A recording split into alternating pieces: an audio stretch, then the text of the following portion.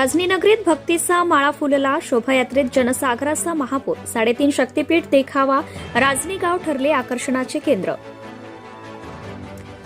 तालुक्यातील मौजा राजनी येथे दरवर्षीप्रमाणे यावर्षीही अखंड संगीतमय श्रीमद भागवत कथा सप्ताहाचं अत्यंत उत्साहात आणि मंगलमय वातावरणात आयोजन करण्यात आले आहे.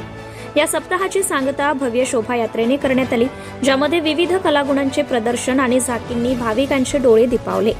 3.5 शक्तीपीठांचे एकाच ठिकाणी दर्शन.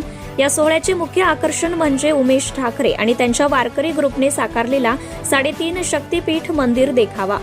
महाराष्ट्रातील आदिशक्तीच्या 3.5 पीठांची हुबेहूब प्रतिकृती राजनीत अवतरली होती.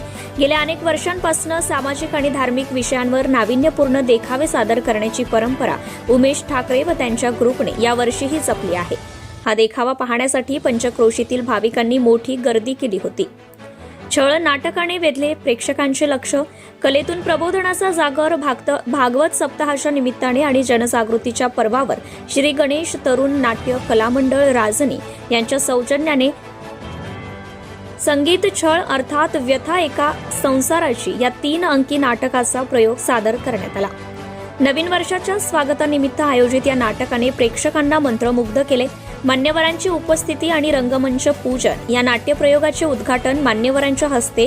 दीप प्रज्वलन व रंगमंच पूजन माननीय देवचंद भाऊ कावळे, संस्थापक सचिव शैलेश बहुउद्देशीय सामाजिक संस्था. उद्घाटक माननीय निकलेश रामटेके, माननीय राजेश गजभिये अध्यक्ष, माननीय राकेश राऊत राष्ट्रीय काँग्रेस युवा अध्यक्ष, सरपंच संदीप मेश्राम, गुरुदेव तिघरे, पोलीस पाटील नरेश ठाकरे, गोपाल प्रधान, तमूस अध्यक्ष मोहन तर्हेकार, मनोजकुमार ठाकरे, कलीराम ठाकरे, तुकाराम ठाकरे व मान्यवर आणि गावकरी मोठ्या संख्येने उपस्थित होते. आयुष्य हे सुद्धा एक नाटकच आहे. रंगमंच पूजनाप्रसंगी बोलताना माननीय देवचंद भाऊ कावळे म्हणाले की नाटक हे केवळ स्टेजवर मर्यादित नसते, तर आपले संपूर्ण जीवन हे एक नाटक आहे. गावातील तरुण पिढीला अशा व्यासपीठामुळे स्वतःचे कौशल्य दाखवण्याची संधी मिळते. या स्टेजवरूनच उद्याचे मोठे कलाकार घडण्याचे सामर्थ्य निर्माण होईल. राजनी ग्रामस्थांच्या एकोप्याने आणि भक्तिभावाने हा सोहळा उत्तरोत्तर रंगत असून संपूर्ण परिसरात भक्तिमय वातावरण निर्माण झाले आहे. नवीन दिशा देणारी श्रीमद भागवत कथेच्या माध्यमातून गावाला सुंदर सुफलम करण्याकरता आपल्या या गावामध्ये आज सर्व राजनी येथील समस्त ग्रामवासी मिळून मोठ्या आनंदाने मोठ्या भक्तिभावाने आजची सर्व धर्म समभाव सर्व मतभेद बाजूला विसरून एकोप्यानं एकत्र येऊन आज आपल्या राजनी गावामध्ये असं दिव्य पंढरपूर पाहायला मिळालेलं आहे. असा आनंद स्वर्गात सुद्धा मिळणार नाही आपल्या या राजनी गावामध्ये सुरू आहे. आणि तो आनंद सर्व आजूबाजूच्या परिसरातील सर्व भक्तांनी त्याचा लाभ घेतलेला आहे.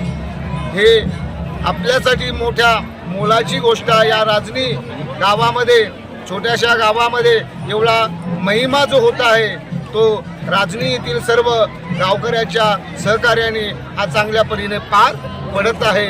तरी मी राजनी येथील समस्त ग्रामवासियांना विनंती करतो, हा जो हरिनाम सप्ताह आहे, कारण हरिनाम सप्ताह श्रीमद भागवत कथा हे माणसाला मानवी जीवनाला जीवन कसं जगावं, कसं राहावं, कसं बोलावं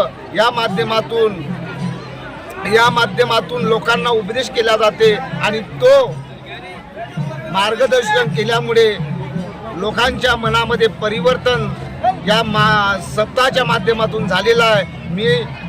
मी भाग्यवान समजतो की या राजनी गावामध्ये आलो आणि माझे उपदेश ऐकून एवढा असा पंढरपूर प्रत्यक्षामध्ये राजनी ग्रामवासियांनी केलेला आहे.